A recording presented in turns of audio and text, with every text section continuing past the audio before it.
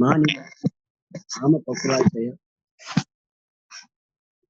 च इति पर्याय शब्दैः तंत्रः स रोगमाग आभ्यंतरः कोष्ठः पुनः उच्यते कुक्षी कोष्ठ ये सभी उसके क्या है पर्याय किसके महास्त्रोतस और महास्त्रोतस में उसके आसपास के जो सब अंग है जिसके उसके संलग्न अंग है वृक्क है बस्ती है यकृत है प्लीय है अग्नाशय है ये सभी उस कुक्षी के अंतर्गत आने वाले पूरे एक भाग है उसके अंदर समाविष्ट होते हैं है ना तो उसे कुक्षी कहा गया है इसे ही उदर कहा गया है ये सभी उसी के पर्याय है और जठर है ना वो मात्र आम आशय कहा गया है ना जो ऊपरी भाग आज हम निदान स्थान प्रारंभ कर रहे हैं निदान स्थान इस स्थान का चिकित्सा में बहुत ही महत्वपूर्ण है योगदान है इसके बिना हम चिकित्सा नहीं कर सकते कोई भी प्रकार की चिकित्सा नहीं कर सकते इसलिए इस संहिता का जो हृदय बताया जाता है इसको बिना समझे निदान स्थान को बिना समझे कोई भी चिकित्सक चिकित्सा करने में सक्षम नहीं होता है इसलिए इसे समझना अनिवार्य है चरक निदान स्थान अध्याय 1 श्लोक नंबर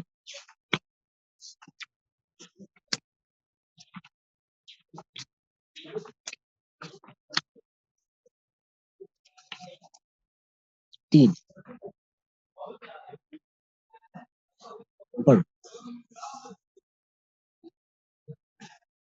3 पढ़ो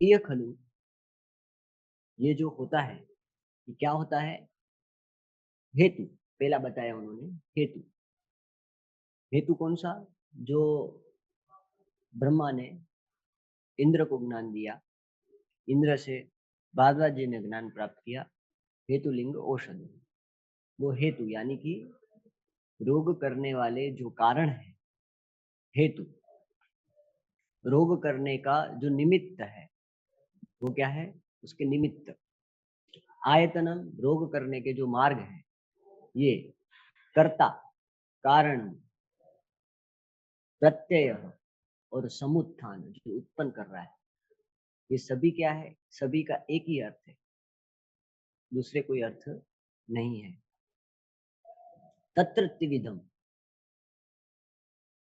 ये 3 प्रकार से होता है असात्म इंद्रियात संयोग प्रज्ञापराध और परिणाम अब ये व्याधियां प्रारंभ कैसे हुई तो इसके लिए ग्रंथकारों ने एक महत्वपूर्ण घटना का वर्णन किया है ये शास्त्र में ये व्याधि उत्पन्न होने का कारण किस प्रकार से उत्पन्न हुई तो इसमें ऐसी कहानी है कि कृतयुग में भगवान शिव ने दक्ष प्रजापति को सृष्टि की सत्ता दी यानी कि सृष्टि को आप चलाओ वो ध्यान मग्न हुए ध्यान अधिष्ठित हुए तब तक देवताओं की और सभी सृष्टि के संचालन की सत्ता दक्ष को दी गई अब वो दक्ष ने अपना जो कार्य करना था वो कार्य सम्यक रूप से प्रतिपादन नहीं किया ऐसा लंबे समय तक चलता रहा और बाद में उन्होंने भगवान शिव की भी उपेक्षा की अपने को सत्ताधीश होते हुए ये सब उपेक्षा चलती रही इसका परिणाम ये हुआ कि भगवान शिव की क्रोधाग्नि के कारण वीरभद्र आदि निर्माण होते हैं। चरक चिकित्सा स्थान अध्याय 3।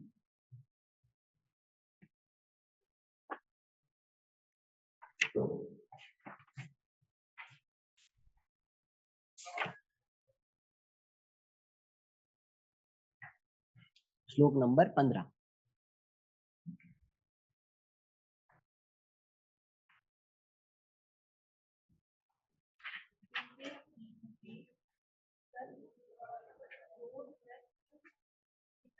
सर्वम अक्रोधम, सर्वम अक्रोधम अवस्थितम।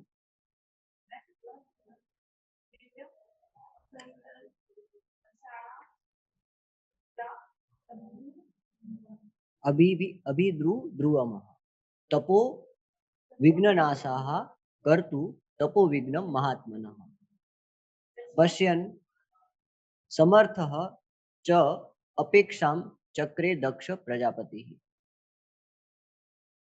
असुर जो थे वो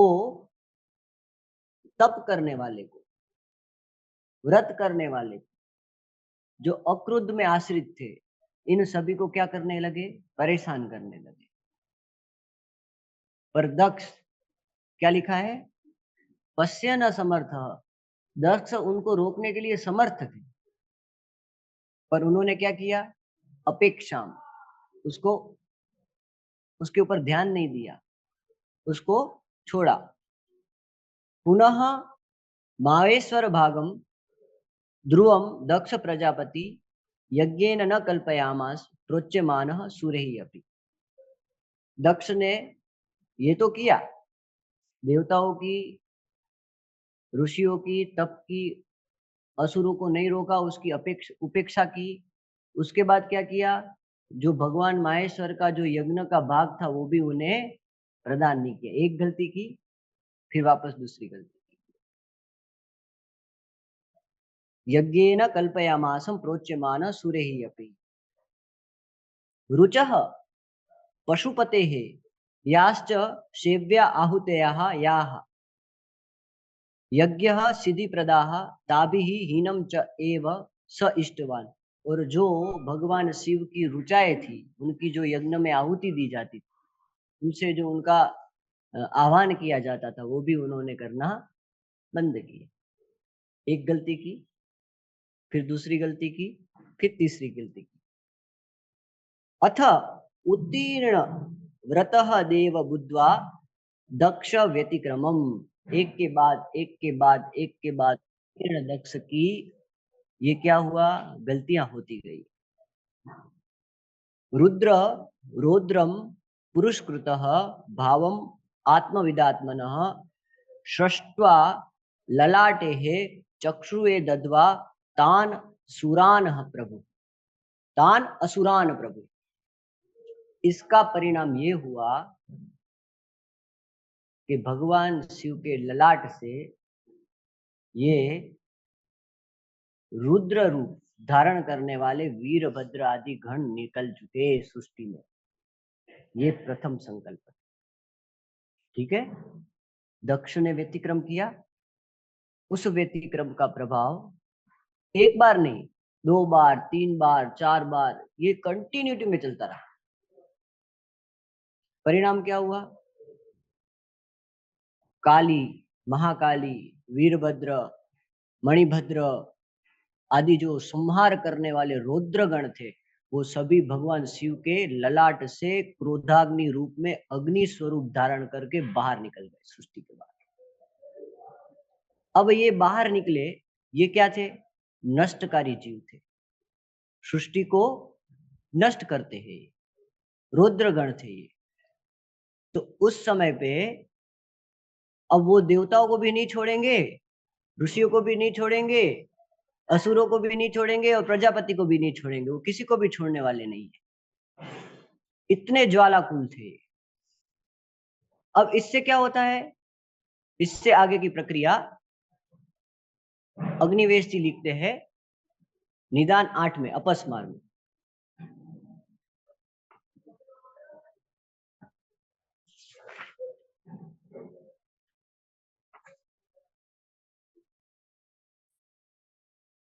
श्लोक नंबर 11।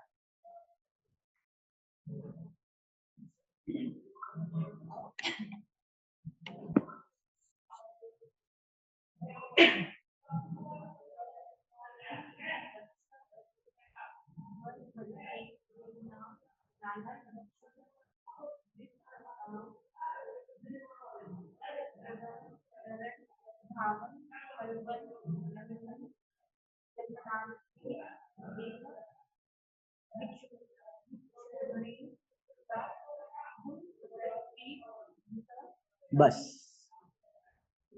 अब पहला पहला टप्पा बता रहे हैं।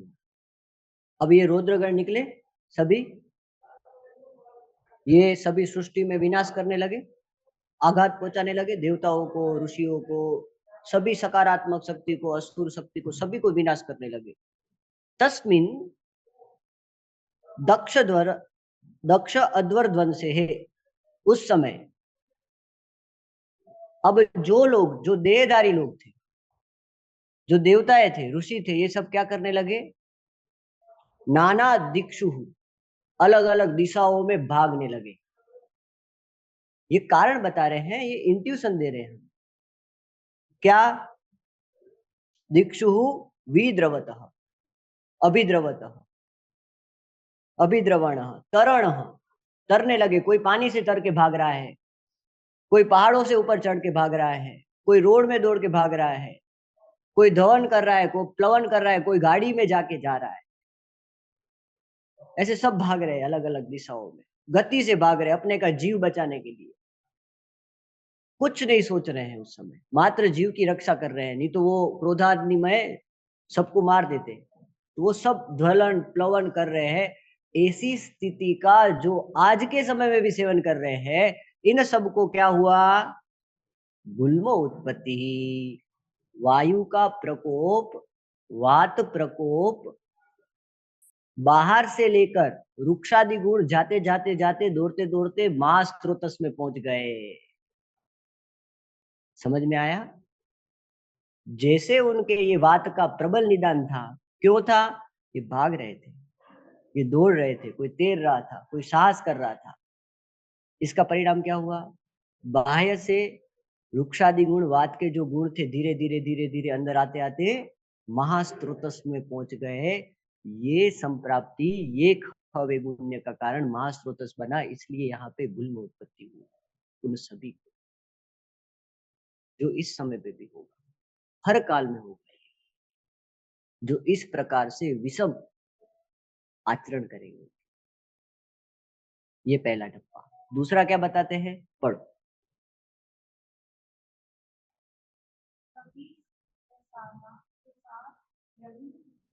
हवि प्राशात प्रमेय कुष्ठानाम। चक्रपाणी लिखते हैं प्रमेय कुष्ठ जन्मयो हो। ये जन्मयो हो, इसका अर्थ क्या है? इसके विषय में हम बात करेंगे अभी। मतलब यहाँ पे उत्पत्ति हो रही उनकी, हवि प्रासाद, यानी कि वहां पे यज्ञ में देवताओं को आहुति देने के लिए, शिव को आहुति देने के लिए जो यज्ञ की हवि रखी गई थी, जिन लोगों ने वो हवि का पड़ा हुआ खाना खा लिया, विधि युक्त जो खाने युक्त खाना नहीं था, उस अग्नि के लिए नहीं था, वो दूसरी अग्नि के लिए था। ये अग्नि के लिए जो योग्य नहीं था, ऐसा आहार जिन्होंने ग्रहण कर लिया, उन्हें प्रमेय हुआ, कुष्ठ हुआ। समझ में आया? हवि प्राश किया जिन्होंने, ये दूसरा निदान। जो इस अग्नि के लिए विरुद्ध जन्य है, गुरु है, कफ प्रदान है, अजीर्ण जन्य है, असात्म्य है, इस प्रकार के आहार खाने से क्या हुआ उनको? या तो कुष्ठ हुआ या प्रमेय।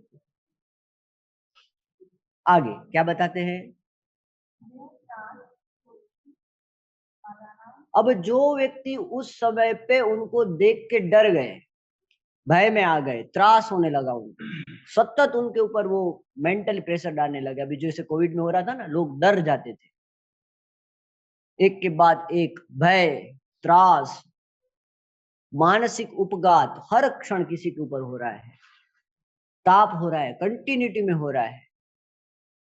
उसका प्रभाव उसके मनोवस्त्रोतस के जो ल्यूब्रिकेशन है, जो स्थितिस्थापकता है, वो कैसी हो जाती है? दुर्बल हो जाती है। परिणाम क्या हुआ? उनको उन्माद हुआ।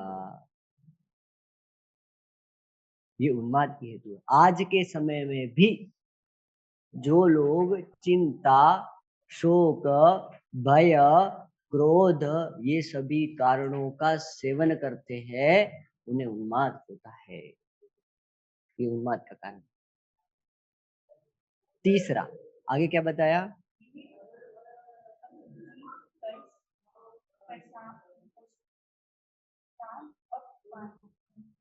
अपस्माराणाम, जिन लोगों ने अशुचि यानी कि उस समय भागे दौड़े, गंदी गंदी चीजों का स्पर्श कर लिया, अशुचि आहारों का सेवन कर लिया, ये सभी व्यक्ति को क्या होने लग गया? अपस्मार। इसलिए आज के समय में भी जो पानी पूरी खाते हैं ना, ये अशुचि संस्पर्श है ना? वो ना हाथ धोते हैं, ना कुछ करते हैं, ऐसे ही वो आपको पानी पता से डाल के दे देते हैं। तो इस प्रकार के अशुचि स्पर्शजन्य भोजन, अशुचि स्पर्शजन्य जितने भी कारण हैं, इन सब से अपस्मार की उत्पत्ति हुई। ये निदान स्थान हम इतना विस्तृत में अभी हमारे पास समय नहीं है कि हम एलोबरेट कर सके, तो इसको हम संक्षिप्त में इसको हम समझ रहे हैं थोड़ा सा, जो मैं बताने का प्रयास कर रहा हूँ आप लोग। बराबर है? ये अलग अलग फैक्टर है, अलग अलग स्रोतों में विशेष रूप से खवे गुण उत्पन्न करते हैं। परिणाम वहां पे प्राकृत दोष, आम प्रदान दोष या प्राकृत धातु जाके बैठ जाती है और व्याधि करते हैं। ठीक है, आगे।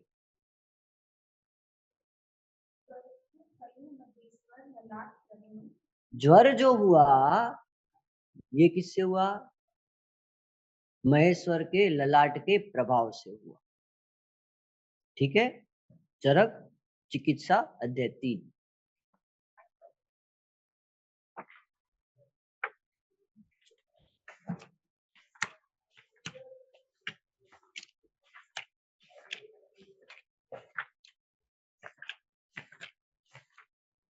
श्लोक नंबर 22। 23 पढ़ो, 23।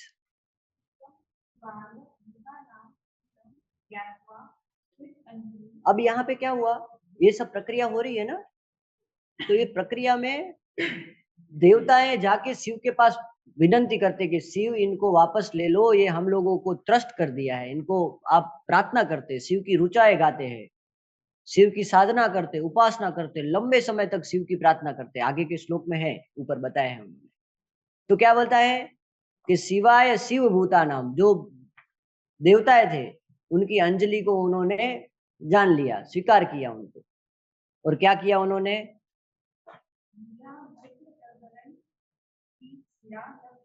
अब ये जो है ना, ये वीरभद्र नामक ज्वर है, इसकी आकृति लिखी है इन्होंने। बियाह भस्म प्रहाण, उसके स्त्री सिराह, उनके 3 सिर थे और एक सिर में 3 चक्षु थे, मतलब नवलोचना। हाँ, मतलब 3 3 3। ये ऐसा दिखने वाला वायरस और बैक्टीरिया है, सूक्ष्म बैक्टीरिया है। बराबर है? ये ध्यान चक्षु से देखा हुआ माइक्रोस्कोपिक एग्जामिनेशन है ना। ये इसको शिव ने बोला शांत हो जाओ। अब क्या बोल रहा है, देखो आगे।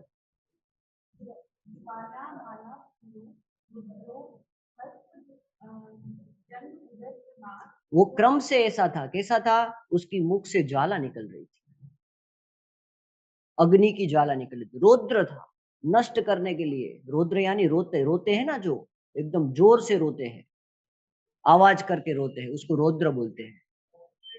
वो किसी को भी वो खत्म कर सकते, इतने तीक्ष्ण होते हैं।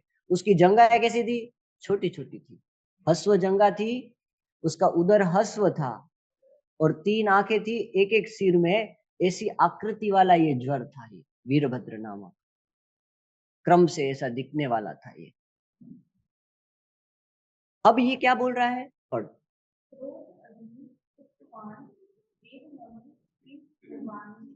अब ये क्रोधाग्नि उक्तवान, ये क्रोधाग्नि में ज्वाला हुआ, शिव से प्रार्थना करता है कि भगवान मैं अब क्या करूं, किम करवाणी में, मैं क्या करूं, मुझे आपने उत्पन्न तो किया, अब मैंने विनाश कर दिया सब, अब आप मुझे बोल रहे हो शांत हो जाओ, अब मेरा क्या काम, अब मैं कहाँ जाऊं। तो क्या बोल रहे हैं, तम उवाच ईश्वर, पढ़ो।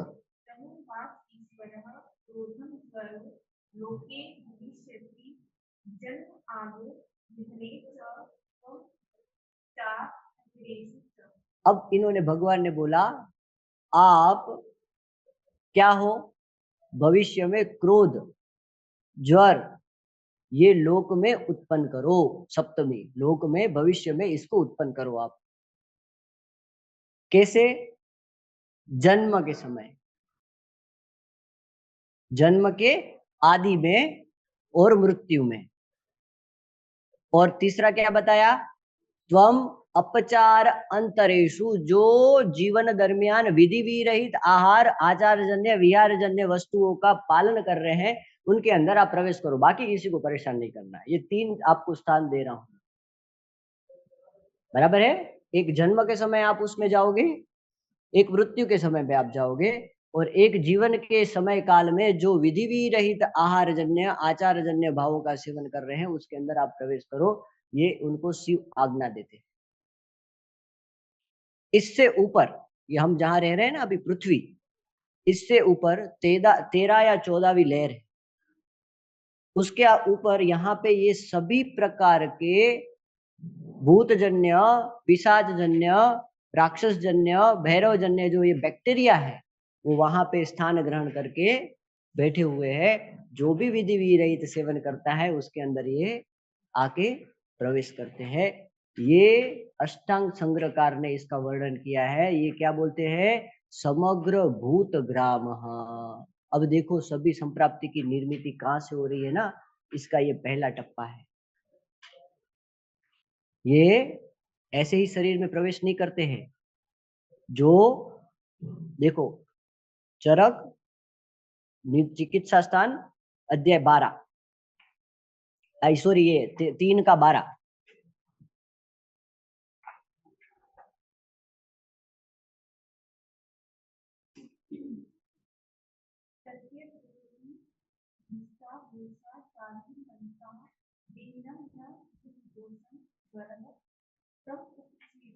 देहिनम न ही निर्दोषम, निर्दोष देह में ज्वर आदि का प्रवेश नहीं होता है, बराबर है। निर्दोष यानी जिसमें दोष नहीं है, ऐसे देह में नहीं जाएगा ये। जिनके शरीर में दोष प्रकोप है उनके शरीर में पहले दोष प्रकोप होगा, फिर ये भूतग्राम में से कोई भी भूतग्राम अंदर आके प्रवेश करेगा और व्याधि निर्माण करेगा, बराबर है। गुल्म के, कुष्ठ के, प्रमेय के, ज्वर के, राज्य क्षमा के, सभी के अलग अलग जीव होते हैं। इनको गंध आती है, क्या आती है, आपके अंदर गंध आती है। आप जिस प्रकार के विहार जन्य आहार जन्य भाव सेवन करते हो उस आधार पर वो गंध के माध्यम से आपके अट्रैक्ट होकर आपके अंदर प्रवेश करते हैं। इसकी टीका देखो, समुपसेवते इति भाषाय,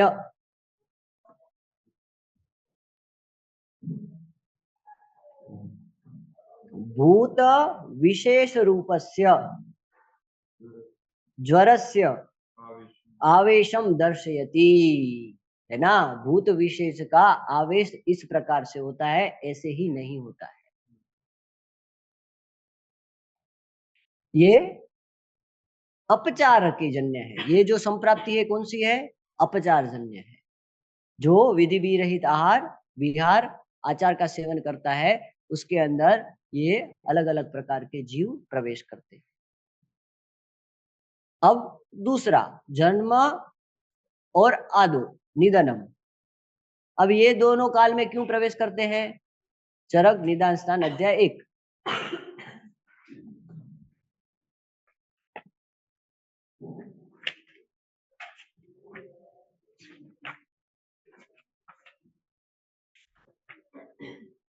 श्लोक नंबर 35 की अंतिम 3-4 लाइन। सर्वे प्राण भृतः।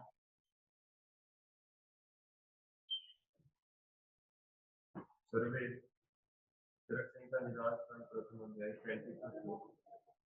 सर्वे प्राणभूताः सज्वरा एव जायन्ते सज्वरा एव म्रियन्ते च स महामोह तेन अभिभूताः प्राग्दैहिकं देहिनः कर्म किंचिदपि न स्मरन्ति। किंचित अपि न स्मरन्ति, ये वाक्य बहुत महत्वपूर्ण का है। ये ज्वर सर्वे सभी प्राणभूतों में कब, जब जन्म होता है तब शरीर के एक विशेष केंद्र में आश्रित होते हैं, बराबर है। और उसके बाद सज्वरा एव जायन्ते, जन्म के समय, सज्वरा एव म्रियन्ते च, मरने के समय भी वो एक विशेष सेंटर में क्या होते हैं, अभिभूत होते हैं। क्यों अभिभूत होते हैं? तो बोल रहे हैं कि प्राक देहिकम देहिनः किंचित अपि कर्म न स्मरन्ति, ये जन्म के जितने भी की हुई घटना है उसको वो बिगाड़ते हैं, उसका स्मरण आपको भुला देते हैं आप जब यहां से देह छोड़ के जाते हैं तब। तो उस समय पे जिस स्थान पे वो ज्वर अभिभूत होगा मृत्यु काल में, वो मेमोरी का सेंटर होगा, वहां पे वो जाके आश्रित होंगे और इस जन्म की समग्र स्मृति को वो नष्ट करेंगे। प्राक देहिकम स्मृति किंचित अपि न स्मरन्ति। इसलिए नया जन्म होने के बाद पिछले जन्म की सभी स्मृति, ये कार्य किसका है? ज्वर का है। ये नियमित ज्वर है जो जन्म आदि में और मृत्यु के समय, दोनों के समय पे एक अलग अलग शरीर के केंद्रों पे आश्रित होके अपना प्रभाव दिखाता है। स महामोह, हाँ इसे महामोह बताया है। महामोह इति जन्म मरणयोः महामोह रूप ज्वर न संतापम इति अत्यर्थ। ये कालज ज्वर है, ये कालज बोलते हैं इस ज्वर को। इसमें आप लंघन करो तो भी ये ठीक नहीं होता है, पाचन करो तो भी ये ठीक नहीं होता है, कुछ भी करो ये ठीक नहीं होता है।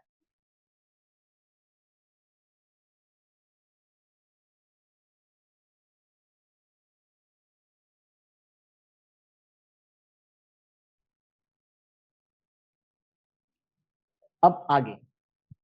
हेलो जी गुरु जी। ये जो ज्वर है जी, जन्मादो निधने च, ये एक तो स्मृतिनाश रूप में है और दूसरा मोहयुक्त है। मोहयुक्त यानी मैं कौन हूं इसका भूल जाना, इस अर्थ में है। अब इसी अध्याय में निदान स्थान के पहले अध्याय में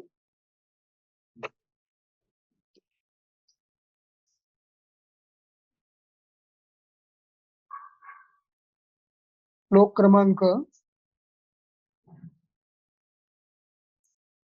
37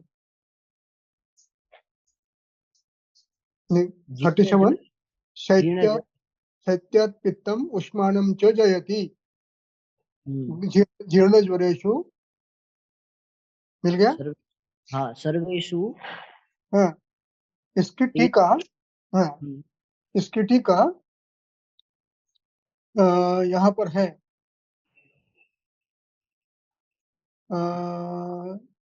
सूत्र स्थान अध्याय 1 जहाँ लिखा है उसके ऊपर की ज्वरस पिपाद शेरा, ऐसा ऐसा जो लिखा है उसके पीछे, उसके ऊपर ज्वरे तु पित्तोष्मा ज्वर प्रभावेण वर्तते सप्रभावो ज्वरस्य दोषरुविशेषस्य तथा ज्वपाद ज्वर त्रिपाद त्रिशिरा इत्यादि युक्त प्राणी विशेषस्य ज्ञेयः। प्राणी ये विशेष ज्ञेय। ये पढ़ने के लिए बोलो सबको। जी। ये जीव, यहाँ पर जीव का ये भूत का अर्थ जीव है। भूत बराबर। को जीव जीव कहते हैं। जीव तो ये कहते हैं। चक्रपाणी कहता है कि ये प्राणी है, यानी जीव है, सूक्ष्म जीव है।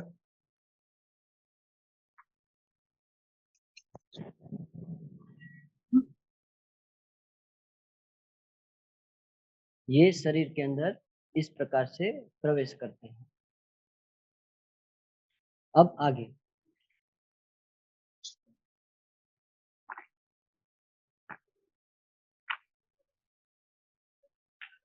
निदान स्थान अध्याय 8 में अंतिम सूत्र।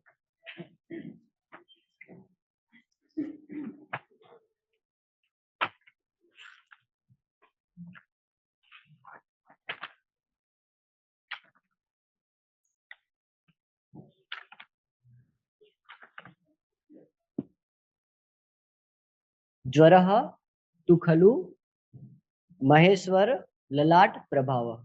इस प्रकार से वह उत्पन्न होता है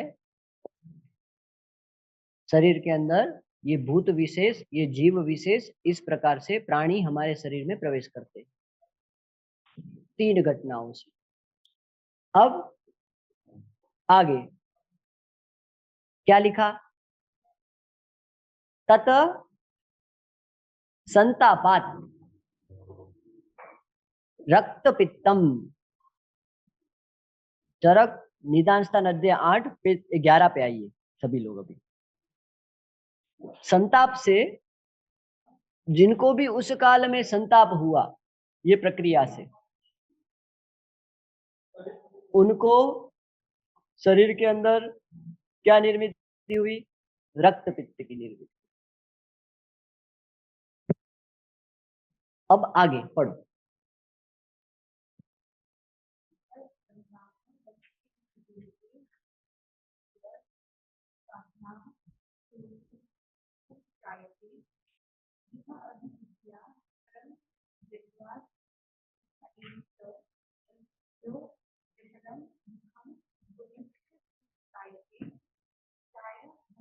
ठीक है, बस।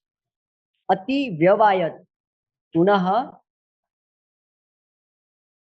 नक्षत्र राजस्य, नक्षत्र के राजा चंद्र, उनको राज्य क्षमा हो। अब ये इसके लिए एक इन्होंने दूसरी घटना का वर्णन किया है ना? चरक चिकित्सा स्थान अध्याय 5।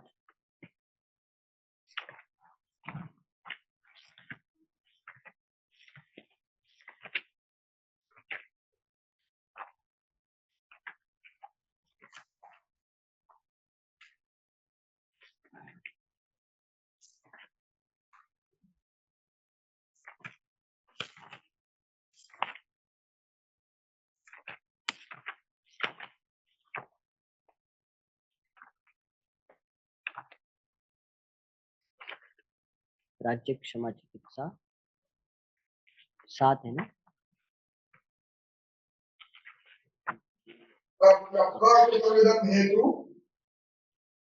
लब्ध्वा चतुर्वेदम हेतु देहे विशति साहु, देहे समाविशति मानवा। हाँ, चरक चिकित्सा अध्याय 8 श्लोक नंबर 12।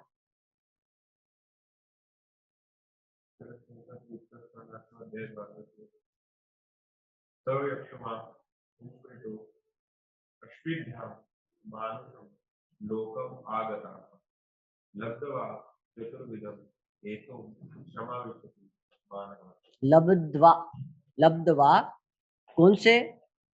चतुर्विध हेतु। चतुर्विध हेतु कौन से है यहाँ पे? साहस, वेग धारण, विश्वासन और अति व्यवहार, है ना, मैथुन। ये 4 इनके हेतु बताए।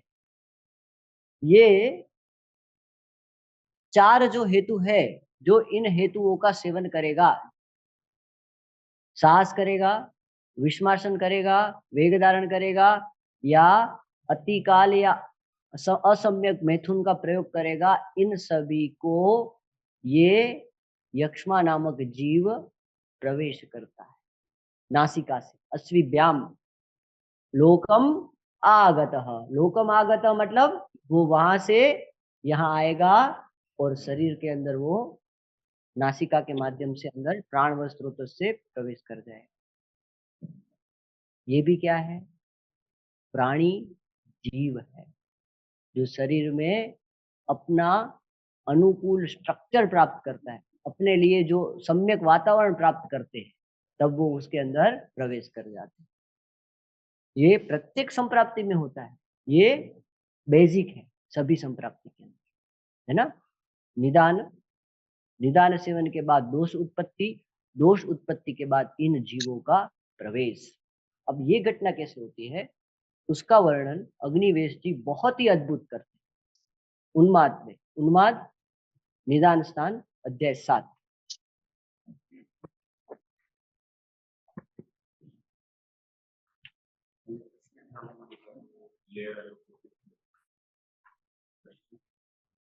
वो दूसरा अर्थ है उसका,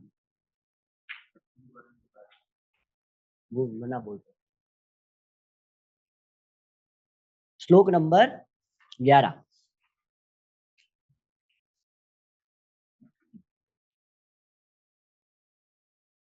अस्विभ्याम यहाँ से दो नासिका का अर्थ ग्रहण करना है।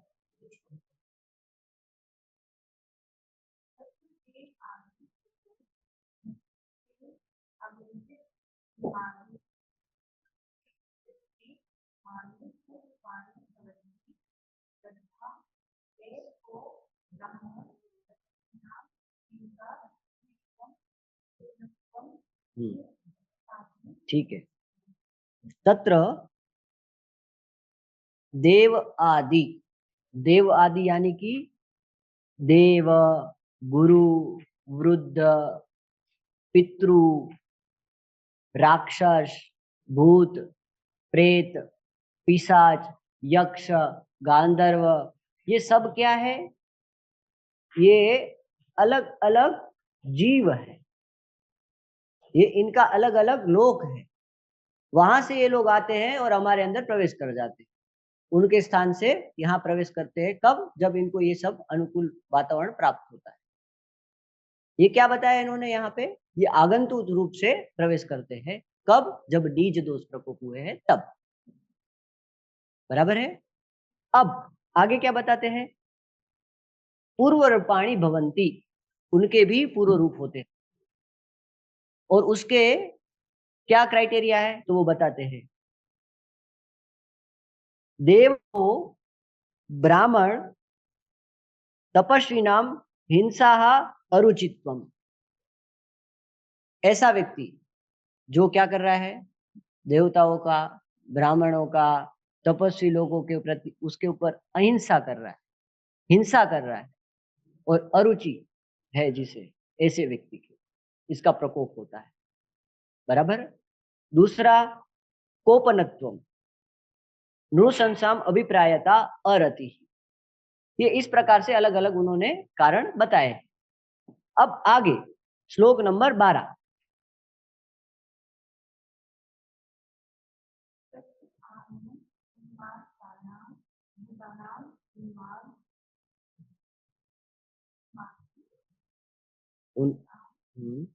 आरंभ विशेष भवति, ये किस प्रकार से इसका आरंभ विशेष रूप से होता है, अलग अलग विशेष यानी कि यहाँ से अलग अलग रूप से। तत्र अयम उन्माद कारणम, मतलब जो ऊपर बताए ये सब कारणों से, हिंसा, अरुचि, कोपनत्व,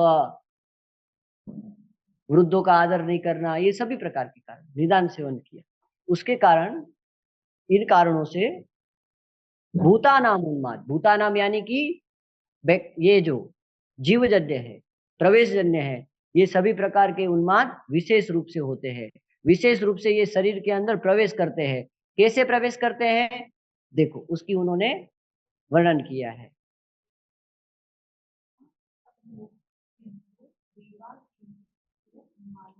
देवता उसको अवलोकन करके, उसके सामने देखकर उसके अंदर प्रवेश कर जाते हैं और उसको उन्माद निर्माण करते हैं। बराबर। आगे महर्षयः गुरु वृद्ध महर्षि आदि क्या करते हैं? श्राप देके उन्माद उत्पन्न करते हैं, व्याधि उत्पन्न करते हैं। उन्माद यहाँ सिर्फ उन्माद नहीं, दूसरी बहुत सारी व्याधियां निर्माण कर सकते हैं। गुल भी कर सकते हैं, ज्वर भी कर सकते हैं, रक्तपित्त भी कर सकते हैं, प्रमेह भी कर सकते हैं, कुष्ठ भी कर सकते हैं, उन्माद भी कर सकते हैं। ये इनके कारण है। इस प्रकार से ये इस प्रक्रिया से ये उत्पन्न करते हैं। दूसरा,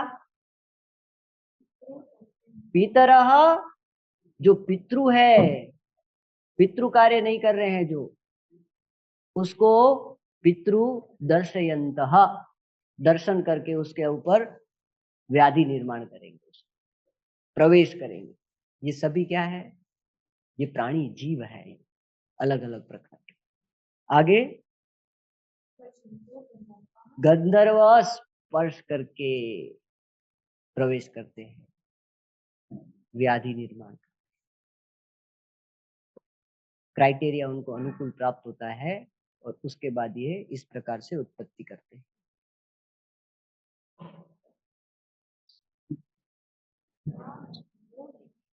समा आविशंतः यक्षमा, यक्षः, जो यक्ष होते हैं, यक्ष योनि के जो होते हैं भूत, वो आविष्य हो जाते हैं।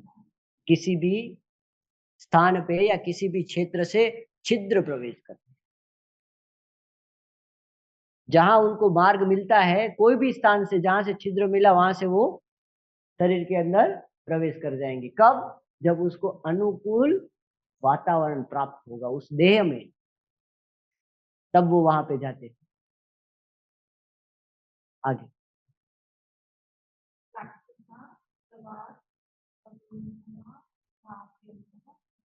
देखो, ये लाइन बहुत ही महत्वपूर्ण है, इसको अंडरलाइन करो। राक्षसाहा मतलब ये सभी प्रकार के राक्षस, ये अलग योनि के हैं। जैसे भूत अलग थे, यक्ष अलग थे, गंधर्व अलग है, ऐसे राक्षस ये भी एक अलग प्रकार के प्राणी है। इसका भी स्ट्रक्चर अलग है। जैसे उनका कैसे था? स्त्री, सिरा, नवलोचन था, हस्वयंग, उदर था। इनका भी अलग अलग, राक्षसों का भी इनके अंदर भी वेराइटी होती है, अलग अलग आकृति होती है इनकी। पर ये सभी प्रकार के राक्षस कैसे होते हैं? उनको विधि विरहित नियम पालन करने के वाले के अंदर उनको उनकी गंध आती है, आग्रापयंती। वो गंध जहां आती है वहां वो एट्रैक्ट होते हैं, वहां से आते हैं, लोकम आगतः, और वो प्रवेश कर जाते हैं और व्याधि निर्माण करते हैं। आगे क्या बताया? पिशाचाः पुनः वायमान, ये श्वास के माध्यम से आदि दूसरे प्रवेश कारण से ये प्रवेश कर जाते हैं, पिशाच। ये इस प्रकार से सभी प्रकार के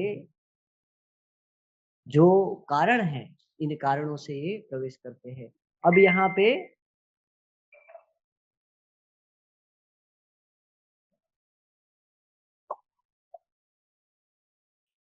पे आगे श्लोक नंबर 14, इसमें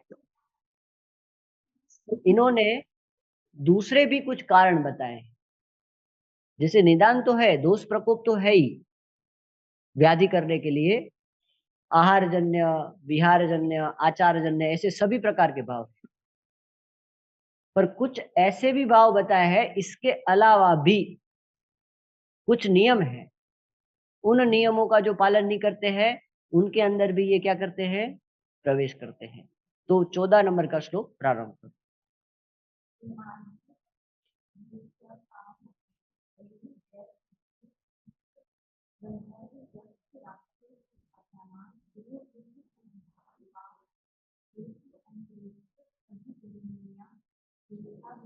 ये सभी उन्माद करने वाले, व्याधि निर्माण करने वाले, ये दूसरे भी कुछ कारण है जिसके कारण वो गमन करके शरीर के अंदर प्रवेश करते हैं।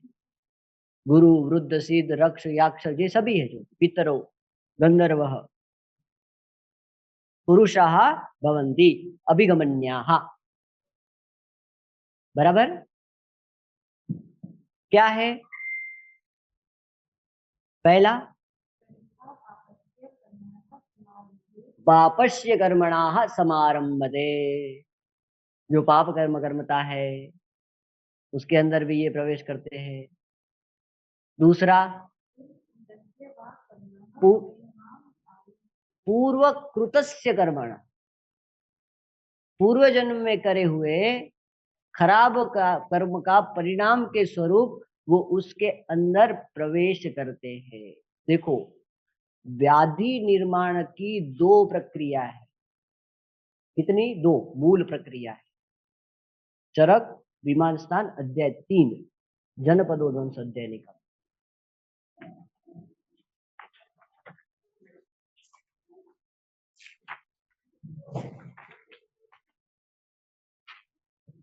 यहाँ पे संशय तंत्र युक्ति का अध्याय है ये पूरा, जनपदोध्वंस। अब इस अध्याय में अग्निवेश और भगवान आत्रेय ये दोनों बैठे हुए हैं और ये एक दूसरे को प्रश्न पूछ रहे हैं। मतलब अग्निवेश प्रश्न पूछते हैं और आत्रेय उनका जवाब देते हैं कि भगवान, सभी की काल मृत्यु क्यों नहीं होती है, नियत काल मृत्यु क्यों नहीं होती है? सबकी अलग अलग काल में मृत्यु होती है, क्योंकि नियत आयु तो आपने सबकी बताई कि प्रत्येक काल में समान होती है। तो ऐसा क्यों है? ये सब कोई जल्दी मर जाता है, कोई बाद में मरता है, ये व्याधि उत्पन्न हो जाती है, इसका कारण क्या है? ये से प्रश्न पूछते हैं। तो श्लोक नंबर 29 में भगवान बोलते हैं, क्या बोलते हैं?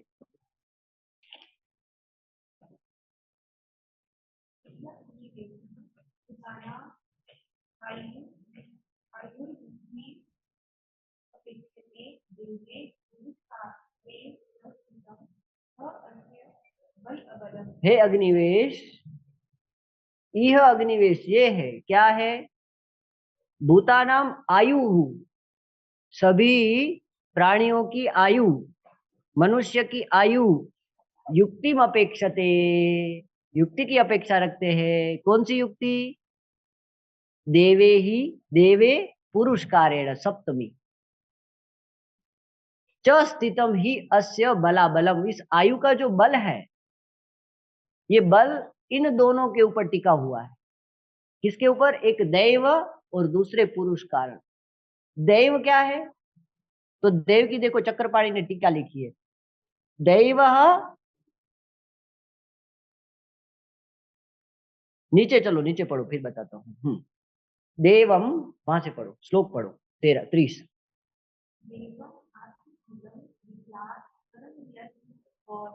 देहिकम, देव ये है, क्या है?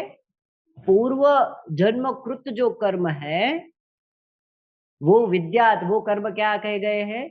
देव किए गए, देव बताए गए। ये पहला। दूसरा, स्मृतः, स्मृतः जाना जाता है देव को, पूर्व जन्म कृत कर्म से देव जाना जाता है।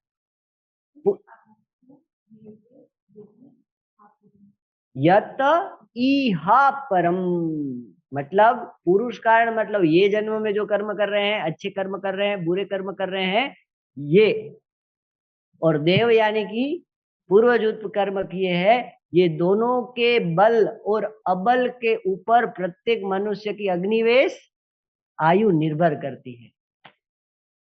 इसके अलावा दूसरा कोई क्राइटेरिया नहीं है ना। अब आगे क्या बताते हैं?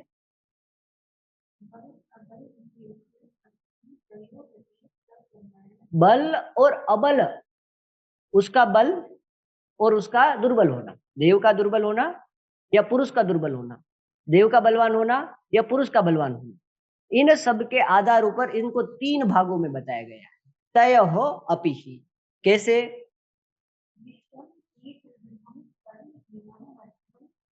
ये देख के, ये जानकर, क्या? कर्म जानकर। कैसे होते हैं? कोई हीन होते हैं, कोई मध्यम होते हैं, कोई उत्तम होते हैं। इस प्रकार से उनकी आयु भी इस प्रकार से डिविएशन होती है।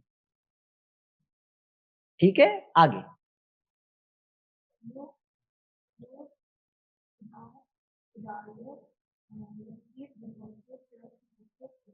तयोः उदार्य, जो उत्तम कर्म होंगे जिसके, ये युक्ति को क्या बताई गई है?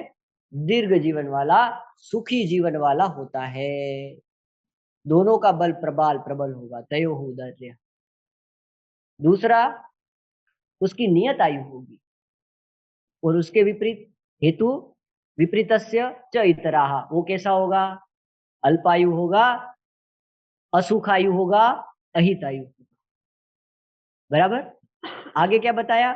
मध्यमा मध्यमस्य इष्टः,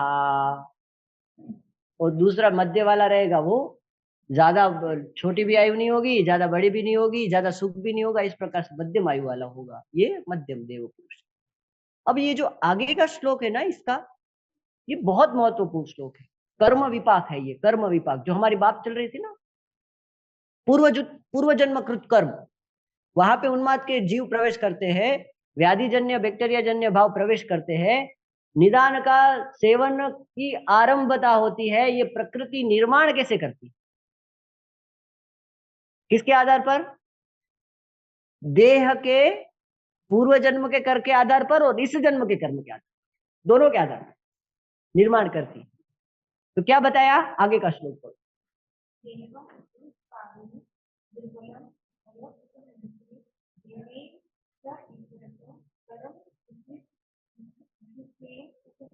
देवम, ये क्या है? द्वितीया एक वचन है, बराबर है। पुरुषकारेण तृतीया एक वचन है, रामेण पुरुषकारेण। तो क्या बताते हैं? दुर्बलम देवम, दुर्बलम देवम, ये इसका विशेषण है। दोनों द्वितीय एक वचन है। जो दुर्बल देव होते हैं, यानी कि पूर्व जन्म वाले दुर्बल देह है, जिनका मतलब पूर्व जन्म के कर्म अच्छे नहीं है, ऐसे व्यक्ति कैसे? पुरुषकारेण, मतलब उत्तम जिसका पुरुषकार है उसके द्वारा उपहन्यन्ते, वो नष्ट हो जाते हैं। ये पहला, बराबर। जिनके पिछले कर्म ठीक नहीं है, वो देव ठीक नहीं है, दुर्बल देव है, वो पुरुष कारण के द्वारा, उत्तम पुरुष कारण के द्वारा उसका हनन हो जाता है, वो नष्ट हो जाते हैं। इसलिए क्या करो? दान करो, तप करो, चींटियों को खिलाओ, मछलियों को खाना खिलाओ, समग्र जीव भूत के ऊपर दया करो, सदवृत्त का पालन करो। ये क्या है? ये चिकित्सा का एक क्राइटेरिया है, बराबर है।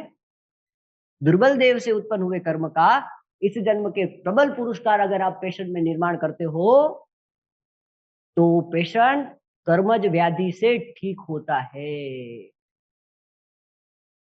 बराबर है। दोषज व्याधि के लिए दोष क्षय, कर्मज व्याधि के लिए कर्म क्षय, दोनों क्राइटेरिया देखना पड़ेगा। आगे क्या बताते हैं? देवेन च इतरेतः, इतरेतः यानी कि कोई व्यक्ति ऐसा है कि इस जन्म में कुछ कर्म नहीं कर रहा है, फिर भी उसको सब प्राप्त हो रहा है, तो ये क्या है? प्रबल देव। तो क्या हो रहा है? तो प्रबल देव के कारण इस जन्म के, कल हमारी अंजना जी से बात हुई ना, कि वो एक व्यक्ति है, सुबह रात भर वो क्या करता है? पार्टी करता है, दिन भर सोता है, खाना खाता है, पीता है, घूमता है। ये क्या है? देव है, प्रबल देव है, पुरुष कारण दुर्बल है, बराबर है। क्या होता है? दुर्बल पुरुष कारेण पूर्वजन्म प्रबल कर्म उसको हन्यन्ते, नष्ट करते। इसी के आधार पर चक्रपाणी टीका लिखते हैं, इसकी कर्म विपाक की टीका लिखते हैं, कैसे निर्माण होता है, अनंतरण प्रक्रिया। इसलिए अग्निवेश सबकी नियत आयु हो ये निश्चित नहीं है, ये विभाजित है। मूल श्लोक पे, उन्माद पे आओ। आप लोग बोर हो तो मुझे बोलना है, मैं रुक जाऊंगा।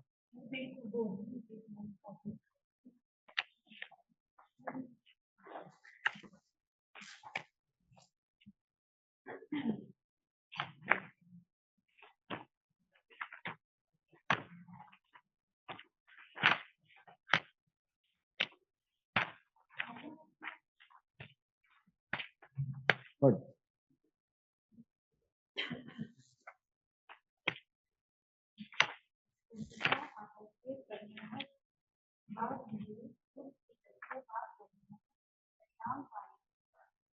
मतलब उसका परिणाम काल आया। कौन से? वो पूर्वजन के जो दुर्बल कर्म था उसका पाक होने का काल आया। मतलब व्याधि जो आ रही है अभी, जैसे कैंसर है, विद्रधि है, या कोई भी व्याधि है, वो क्या है? उस जन्म के कर्म का पाक हो रहा है अभी उसके। सभी चीजों का पाक होता है। कौन सी? महाअग्नि में पाक। वैसे ही कर्म का पाक होता है। तो कर्म का पाक कैसे होता है? व्याधि के रूप में। परिणाम काले, सप्तमी परिणाम काल में उसका पाप, है ना? एकदम उतरने वाली चीज है ये। हर एक चीज समझने, पूरी प्रक्रिया सृष्टि का फंक्शन है ये, जो जो प्रकृति ने निर्माण किया। उस फंक्शंस को कोई वो नहीं कर सकता, उस नियम को कोई नहीं, विधि को जो छोड़ेगा वो कोई भी हो, चाहे वो ऋषि हो चाहे कोई भी हो, उसको इस चीज को अनुभव करना पड़ेगा, वो छोड़ नहीं सकता है। समझ में आया? ये नियम, इसे प्रकृति विधि के नियम, विधि के नियम। इसलिए सदवृत्त, सस्तवृत्त, आचार रसायन, नैतिक, ये सभी चीजें आहार विहार जन्य भावों के साथ अनिवार्य है। सत्वृत्त, इसका अर्थ क्या है? सताम वृत्तम च इति सद्वृत्तम। सताम वृत्तम यानी कि जो ऐसी प्रक्रिया है जो सृष्टि के हित के लिए की जाती है, स्वयं के हित के लिए नहीं है। सृष्टि का हित करोगे तो स्वयं तो सृष्टि का हिस्सा ही हो, है ना? ये सभी जितनी भी प्रक्रिया है ये सद्वृत्त है। होता, दाता, यज्ञ, सत्यवादी, संध्या, यज्ञ, ये सभी है। बलि, विश्वदेव, ये क्या है? सृष्टि के यज्ञ कर रहे हो, देवताओं को पुष्ट कर रहे हो, सृष्टि के परमाणु। सद हमारे लिए नहीं, सृष्टि के हित के। परिणाम काल, ये नियम। आगे क्या बताया?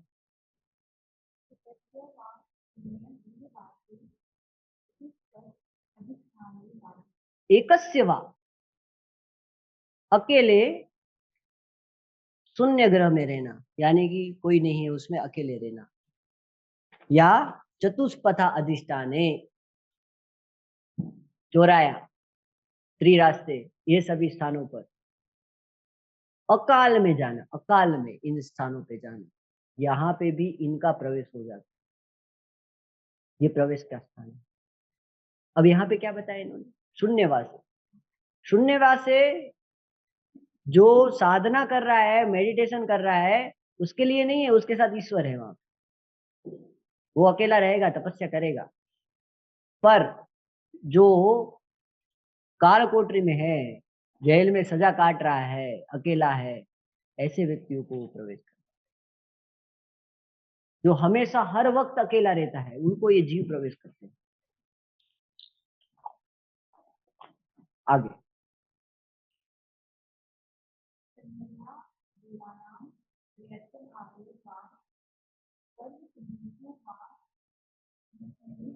समझ में आया? क्या बोला? संध्या वेलायाम, संध्या वेलायाम यानी कि जो संध्या का काल है, प्रातःकालीन, सायंकालीन, उस काल में इनका प्रवेश होता है। देखो अब अथर्ववेद, अथर्ववेद में कृमिनाशन सूक्त है। कृमिनाशन सूक्त एक वर्णन है। कृमि यानी कि एक सहज कृमि होते हैं, सहज जीव होते हैं जो सृष्टि को चलाते हैं। जैसे वृक्ष को उत्पत्ति के लिए कुछ जीवों की आवश्यकता है, सृष्टि के संचालन के लिए जीवों का। हमारे शरीर में भी सहज कृमि है जो प्रक्रिया कर रहे हैं। गोभिः पृथ्वीभिः उद्वह तस्याः संध्या काले, ऐसा वर्णन किया है। जो संध्या का काल होता है उस काल में ये जो जीव है ये ट्रांसफर होते हैं एक स्थान से दूसरे डायमेंशन में, यानी कि पृथ्वी के गर्भ से उठते हुए ऊपर की तरफ जाते हैं।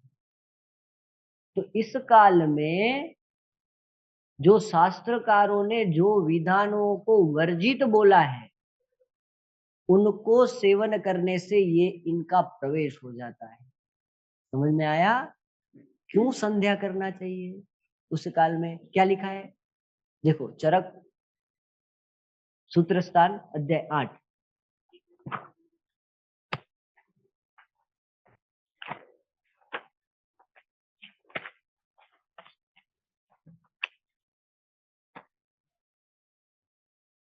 श्लोक नंबर 25 की दूसरी लाइन।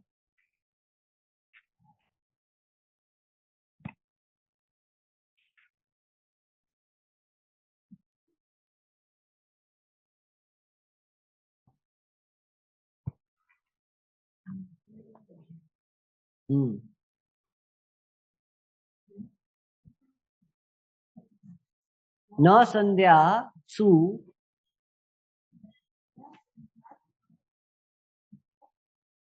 अव्यव आहार, ये चीजों को मना बोला है। भाव प्रकाश ने और भी चीजों को ऐड किया है इसके अंदर। इस काल में अध्व नहीं करना चाहिए। लोग वॉकिंग करते हैं आज संध्या में, क्या बोलते हैं, इवनिंग वॉक, है ना, जॉगिंग करते हैं सुबह। ये जीव ऊपर उठ रहे हैं, हर क्षण उठ रहे हैं। अध्व आहार, आहार ग्रहण करते क्या थे, वो जीव अंदर आहार में प्रवेश करके शरीर में चले। अध्ययन, मानसिक चिंता जन्य स्ट्रेस जन्य कार्य कोई भी नहीं होने चाहिए, नहीं तो मनोवस्त्रुत में वो चले। स्त्री सेवन, सोना, ये संध्या काल में नहीं होना चाहिए। इसलिए संध्या काल में क्या होना चाहिए, संध्या का अभ्यास होना चाहिए। बराबर है। ये नहीं तो व्याधि का कारण बनता है, जीव प्रवेश जन्य है। आगे मूल अध्याय में आएंगे।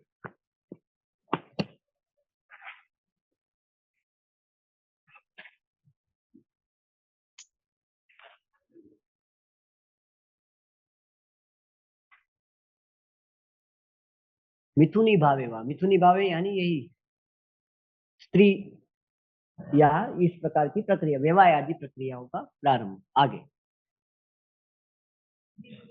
ना रजस्वलाभिगमने,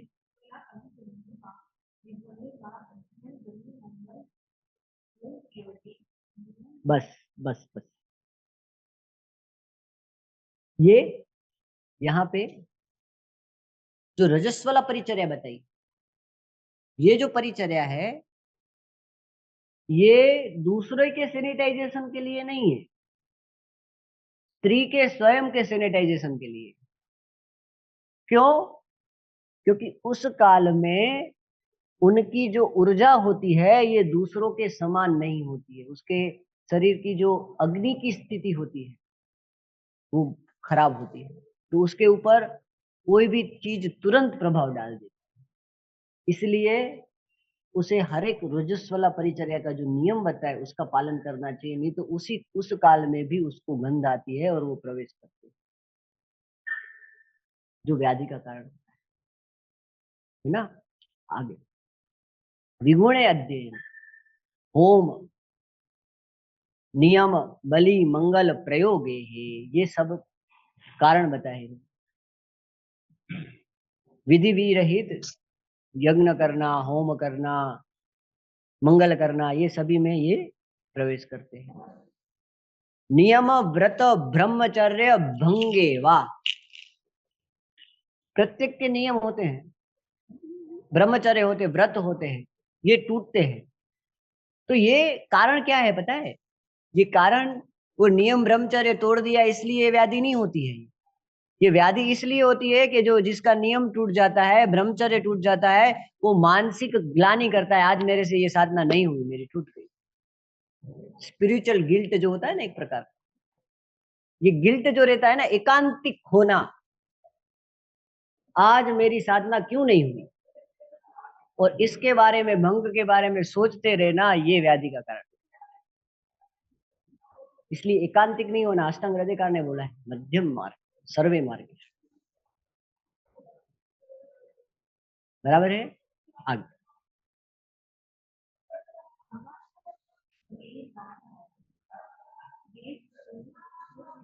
महाहवे ये सब ग्रहण लगते हैं या युद्ध होते हैं, ऐसी स्थिति में जो एटॉमिक बॉम्ब आदि का प्रयोग होता है, ऐसे काल में भी इनका प्रवेश होता है। देश